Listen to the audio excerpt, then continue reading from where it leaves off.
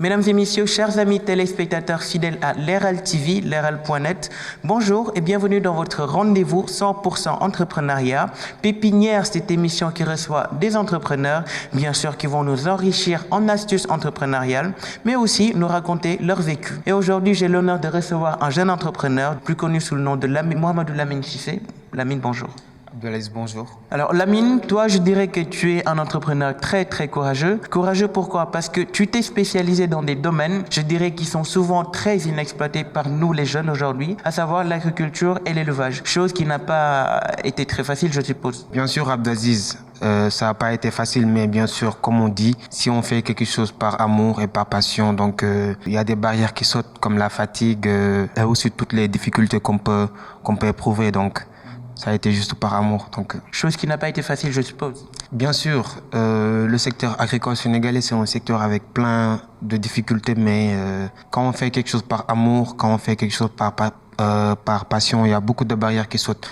Et je suis un passionné de cette activité. Et en plus de tout ça, c'est une activité qui regorge un énorme potentiel. Un potentiel que je dirais que l'on n'a pas encore exploité. Actuellement, si nous faisons focus sur le secteur agricole sénégalais, on dirait tout simplement qu'il est en retard parce qu'il n'y a pas assez d'investissement dans ce domaine. Il n'y a pas assez de travaux dans ce domaine. Donc moi, en tant que jeune agripreneur, je me dois d'essayer au moins d'apporter ma contribution. Et j'ai tout simplement choisi le secteur agricole sénégalais. Mais non, Lamine, cette orientation dans ce domaine, dans ce secteur primaire, je dirais, a peut-être été motivée par quelque chose. Peut-être tu as grandi dans la ferme ou bien avec des animaux. Alors, pourtant pas. Je suis un natif de Dakar et je pense que c'est à partir de mes 7 ans que j'ai visité mon village natal pour la première fois. Mais avant ça aussi, j'étais déjà dans le domaine de l'élevage parce qu'à la maison, je faisais un peu de l'élevage et aussi du micro-jardinage. Donc, c'est comme ça que cet amour m'est apparu.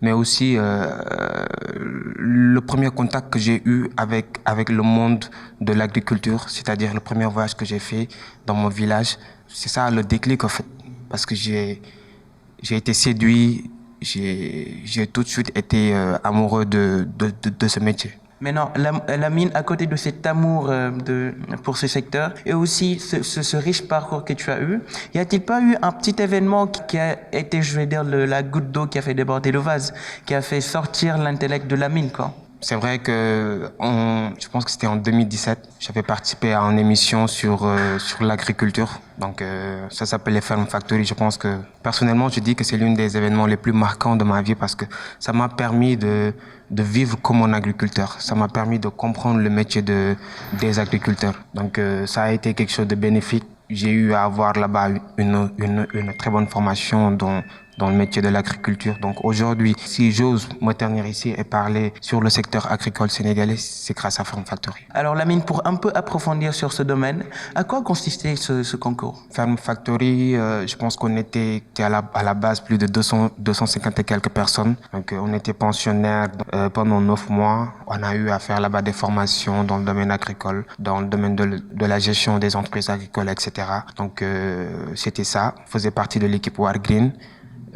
J'ai été médaillé d'argent là-bas, donc normalement on devait recevoir des financements, mais jusqu'à là nous sommes à l'attente. Et comme vous le savez, c'est le Sénégal, donc c'est surtout ça qui a marqué cette passage dans cette aventure. Mais donc cette émission, cet événement qui a été le fait déclencheur de ton entrepreneuriat aujourd'hui, ne t'a pas financé, donc Lamine, tu as commencé à voler de tes propres ailes? Oui, j'ai commencé avec mes fonds propres et celui de ma famille parce que, comme on le dit, le principal problème des entrepreneurs ici au Sénégal, c'est le financement. L'esprit sénégalais, il n'est pas ouvert à l'entrepreneuriat, surtout quand tu es jeune. Quand tu as 19-20 ans, tu viens, tu dis que j'ai envie d'entreprendre dans un domaine tel que l'agriculture. Les gens, ils vont forcément dire que ouais, le gars, il est fou. Ils vont pas te soutenir. Donc, je pense que l'État doit davantage aider les jeunes. Donc, aider les jeunes en essayant de créer un micro-environnement qui sera propice à l'entrepreneuriat et aussi qu'ils aient accès au financement. Parce qu'aujourd'hui,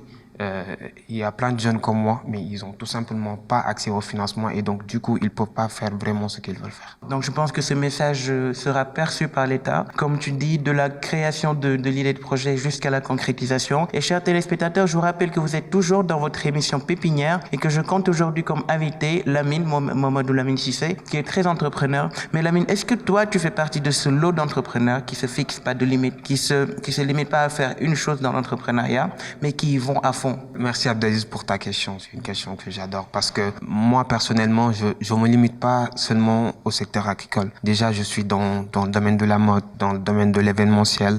Donc, je confectionne des fleurs, des objets d'art à partir de produits recyclés et tout ça. Et en plus de tout ça, je suis toujours scolarisé. Donc, je suis à ma 3e année. Eh bien, pour la gestion de tout ça, parce que tu l'as souligné, surtout le point le plus important, cette décoration que tu fais à base d'objets recyclés. Maintenant, comment tu arrives à gérer tout ça et tes études? Je pense que c'est la motivation en fait. Parce que quand tu es motivé, tu essaies de trouver des solutions. C'est vrai que c'est pas du tout évident de faire plein de choses à la fois, mais quand tu es motivé, tu essaies de trouver des solutions aux problèmes qui sont posés. Et parmi ces problèmes-là, il y a le temps parce que il me faut étudier, il me faut travailler. Donc, ça devient un peu compliqué des fois, mais avec une bonne gestion, on arrive à s'en sortir. Lamine, il y a l'adage qui dit si tu veux tout faire, à force de vouloir tout faire, tu finis par ne rien faire. Donc c'est vrai que tout le monde, on peut pas t'inclure dans tout le monde, et l'adage n'est pas pour tout le monde, autant pour moi. Mais est-ce que aujourd'hui le fait d'être dans plusieurs domaines dans l'entrepreneuriat ne t'empêche pas de mieux te concentrer sur un domaine que tu aimes bien et mieux percer? Non, je pense pas. Je pense pas parce que aujourd'hui, avoir un travail qui me prend l'intégralité de mon temps, je pense que c'est quasiment impossible. Donc, moi, personnellement, je préfère passer mon temps à faire quelque chose d'utile. Parce que pour moi, aujourd'hui, quand je me mets à faire des objets d'art à partir de produits recyclés et tout ça, je suis en train de m'amuser, en fait.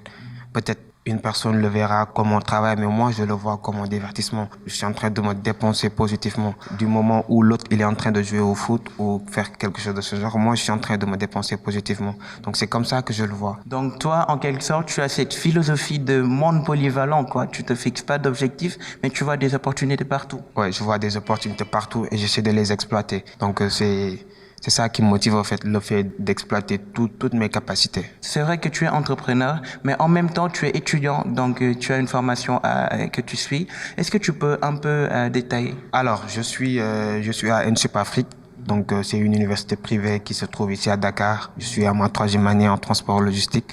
Les gens, ils me demandent beaucoup, est-ce que si tes activités n'auront pas une répercussion négative par rapport à mes études? Moi, je dis non, parce que depuis mon enfance, c'est les craintes que mes parents, ils ont toujours eu. Mais grâce à Dieu, j'ai pu poursuivre mes études. Et actuellement, je pense que ça va, quoi.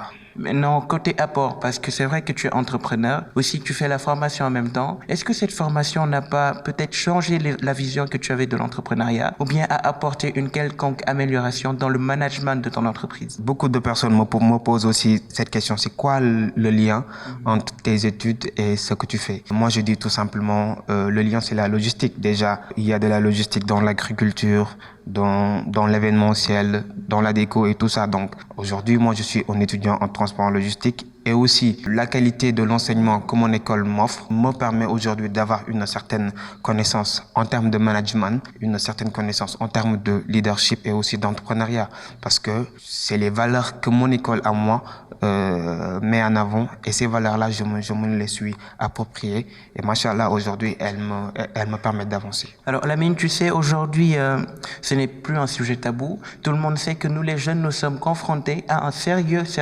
problème d'insertion professionnelle. Et comme on dit, puisqu'on n'a pas d'emploi, créons-en. Comme on dit. D'habitude, peut-être tu peux voir une personne autour de toi, un jeune, un entrepreneur, qui échoue souvent. Selon toi, c'est quoi la base de cet échec? Alors, la base de cet échec, c'est d'abord une bonne maîtrise de son milieu. On peut pas vouloir évoluer dans un milieu sans pour autant la maîtriser. Aujourd'hui, beaucoup de Sénégalais, beaucoup de jeunes entrepreneurs essaient de se lancer dans un milieu inconnu, mais ils finissent par échouer. Donc, je pense qu'il faut d'abord essayer de connaître le milieu dans lequel on va investir. Et après cette connaissance du milieu, il faut aussi bien s'entourer. Je vois beaucoup de personnes qui me disent que non, moi j'aime pas travailler en équipe. Moi, je dis que le premier frein d'un entrepreneur, c'est ça. Il faut toujours bien s'entourer être entouré de personnes qui ont la capacité d'avoir un apport positif par rapport à nos activités. Donc, je pense que si on arrive à avoir ces deux bases-là, le reste, ce sera que des détails. Donc, un bon management, etc. Et le tout sera joué. Aussi, il faut ajouter à ces détails, à savoir la motivation et le manque de management. Il faut aussi dire que aujourd'hui, les entrepreneurs, ils sont pas patients, en fait. Parce que tu peux voir une personne qui commence avec 10 000 francs et qui s'attend à des bénéfices de 100 ou 200 000 à la fin du mois. Et finalement, à sa grande surprise, il l'a pas. Il se démotive, en fait. Donc, cette patience aussi, il faut qu'on en parle. Il y a aussi l'accompagnement, surtout les centres d'incubation qui sont maintenant mis en place par l'État. Et je pense que c'est une très grande aide, un appui pour nous permettre de créer des emplois. Alors, Lamine, on va clôturer l'émission. Mais avant, est-ce que tu as un dernier mot? Surtout, j'aurais bien aimé que tu l'articules autour d'un conseil que tu donneras à ces entrepreneurs dont on vient parler tout à l'heure. Alors, moi, mon dernier mot sera d'abord, avant même de parler à ces entrepreneurs-là, de parler à la société sénégalaise et de leur dire d'y croire. Avant tout, il faut y croire. Si aujourd'hui, nos parents, nos amis, nos proches ne croient pas en nous, mais qui le fera? Donc, croyez à ces personnes-là qui disent que, ouais, nous voulons entreprendre. Aux entrepreneurs, je leur dis tout simplement d'avoir confiance en eux et à leurs idées. Parce qu'aujourd'hui, la confiance en soi, c'est la base. Si tu n'as pas confiance en toi, tu peux rien faire. Mais aujourd'hui, si nous prenons l'exemple de Cheikh Ahmadou Bamba, tout ce qu'il a construit, c'est sur la base de la confiance. La confiance qu'il a en lui, mais aussi en Dieu. Donc, ayez confiance en vous. C'est quelque chose de très important. Pour moi, c'est la base. Si vous avez confiance en vous, vous réussirez tout ce que vous entreprendrez, Inch'Allah. En tout cas, je pense que le message a bien été perçu par les téléspectateurs qui nous regardent. Pour les porteurs de projets et les futurs entrepreneurs, ayez confiance en vous et ayez aussi le goût du risque. Entreprenez et vous allez voir le résultat. Donc, merci Lamine pour avoir répondu à cette invitation. Merci Abdelaziz. Merci aussi à vous, chers téléspectateurs, de nous avoir fidèlement suivis à travers l'RL TV, l'RL.net. Nous vous donnons rendez-vous bientôt pour un autre numéro de votre émission Pépinière. D'ici là, portez-vous bien.